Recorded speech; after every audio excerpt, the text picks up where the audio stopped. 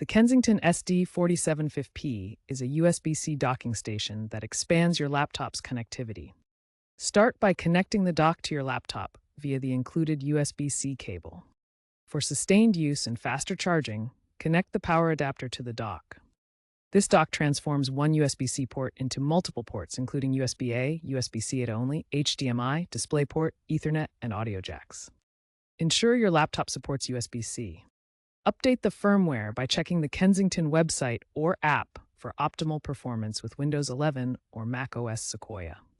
Connect your monitors to the HDMI and DisplayPort outputs on the docking station. The SD4750P supports dual 4K displays at 60 Hz or a single 8K display at 30 Hz with the latest firmware.